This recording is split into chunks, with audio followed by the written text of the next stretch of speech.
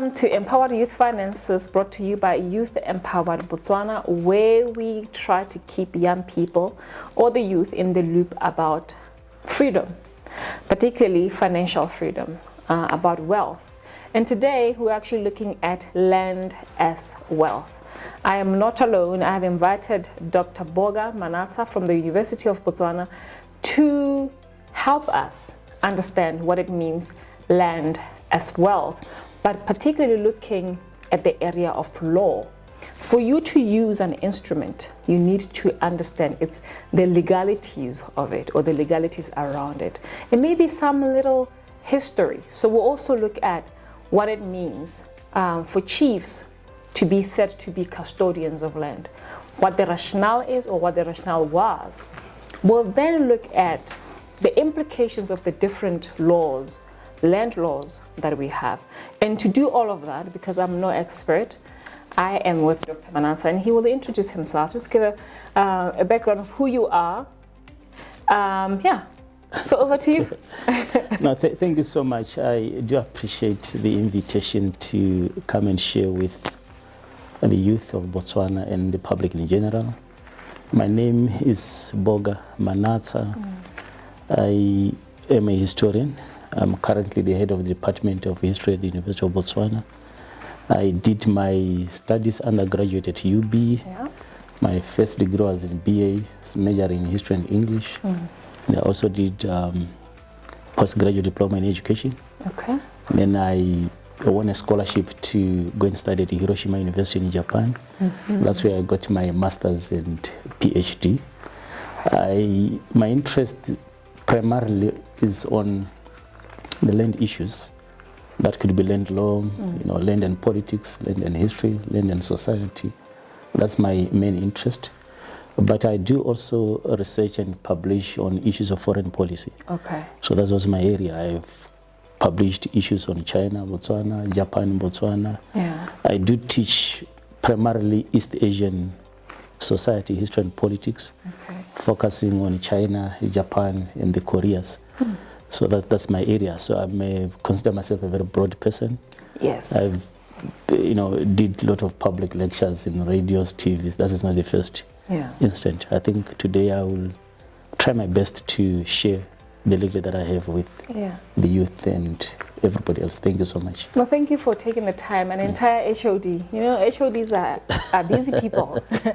So the fact that you took time on a Saturday afternoon, for that matter, to join us to have this conversation, we appreciate it. Yeah, I do appreciate it also. Yeah, thank you so much. Okay, so, knowing what you know and what you've experienced in reading, in living in Botswana, and I just understand the context of land, or the land question. Can you share with young people what they need to know in terms of land laws that exist in the country, what those laws are, and the implications of actually operating under each? Yeah, I think let me start by saying that quite often we hear people who have been scammed over their land rights. Yeah. People, there's that quest from the youth to have access to land. Yes. And some of them, even after acquiring the land, we know people sell their land. It is happening. It's not only the youth, even the elders. Yes, we're broke. So, but yes, we are broke. But let me explain that we have three categories of land in the country. Okay. So we have what you call the tribal land, normally called customary land, tribal land, customary land. And then we do have state land. I will explain each one of those. Okay. And then we have freehold land, tenure system. Okay. It's a kind of tenure system that we do have. Yeah. To start with tribal land, you know very well that before colonization in the country, that is before the arrival of the English and the Europeans in general, our chiefs were in control of what we call our land. I mean, they were in control of the land. Okay.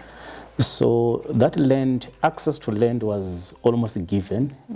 You had land in perpetuity, what you call the right of avail. So where you had land for masimo, land for your housing, land for farming.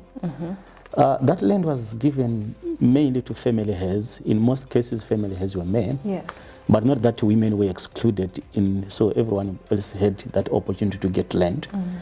And only those may be under serious maybe offenses, like when you have been banished from your land, you could lose that right to own that land. But generally, the land was owned by the Morafi, what you call the tribe. I don't want to use the word tribe because anthropologically it's just a Western imposed, by the Morafi. So what would happen was that the chief, Kosi, and the headman or the was headman, or Badisabaka Kosi or Batusabaka Kosi, all those people had the mandate or the power to allocate land to each and everyone in the village. Morai. To Morai. Okay. The chief was not the perpetual owner of land. The chief was not? He was not. He was just the custodian of land on behalf of his own people. So I think when the Europeans came, they conflated or they misunderstood the power of the chief, sometimes deliberately to suit their own interest. Yes. But the chief was not really the sole owner. Okay. He was holding the land on behalf of the Maravi. So how about the Khosi Gabato in a way also becomes? Yes, the chief could not rule without the people. That's why even in the past, when the chief was passing draconian laws, very stringent laws, people could depose him. People could kill him, or his firstborn son or whoever can just secede and go and find another village. Okay. That's why the Khosi was actually had to listen to the people. Yes. So then the issues of land, when the colonialists came, now they introduced the three type of system that I'm talking about. So the tribal? The tribal was there, but they called it native land. Okay. Where now they left the chiefs to be in control of the same land that they found the chiefs in control. Okay. So, and then because of the indirect rule by the British, the chiefs were allocating land the way they've been doing, managing their own affairs. Then they introduced what the freehold land. I'll talk about the freehold land. Okay. And then they introduced what you call the state. The land which was owned by the queen.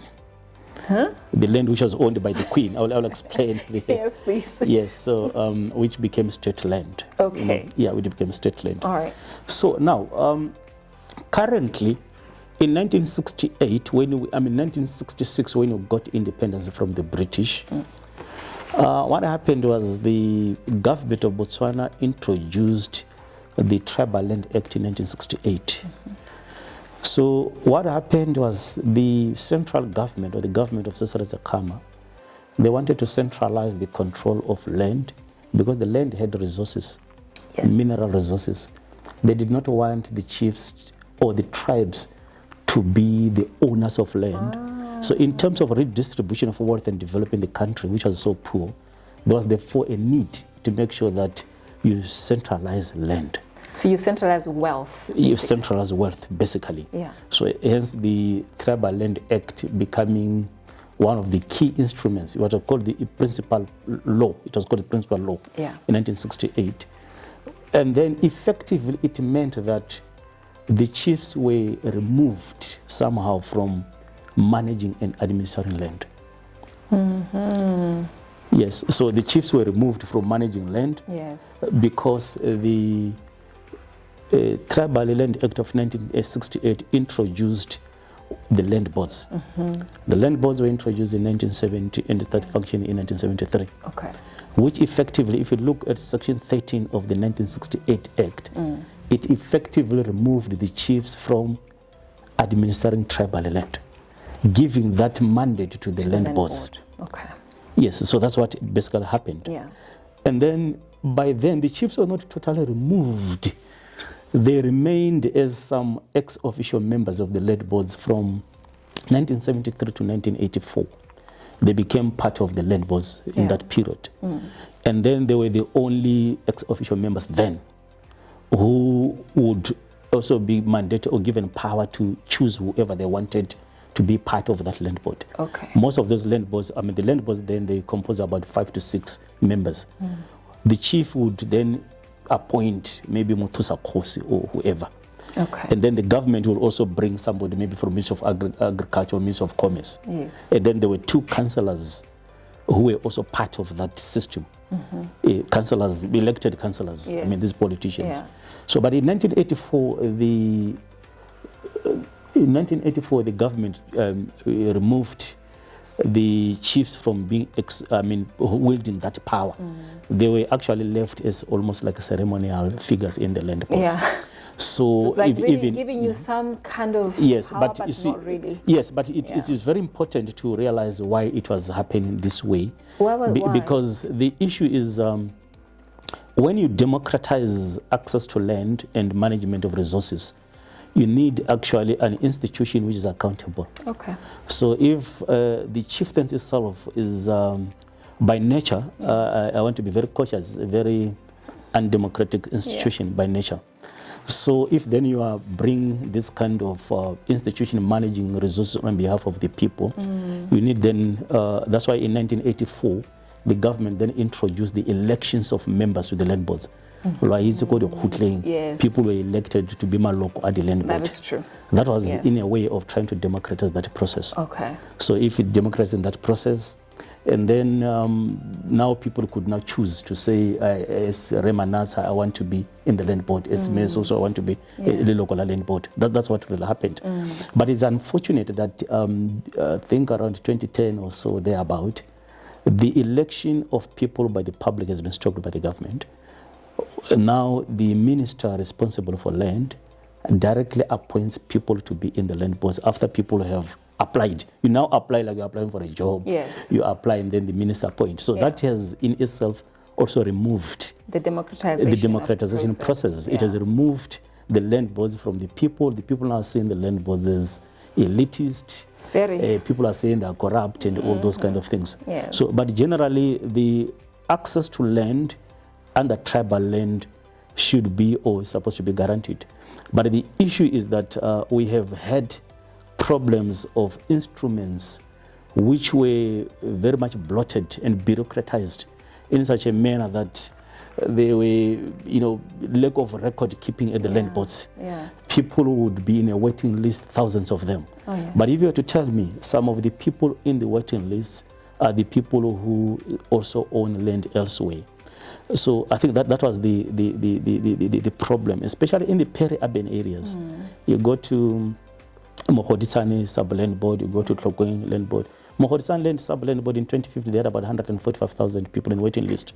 At Tlokweng, I think they had about 55,000 or so.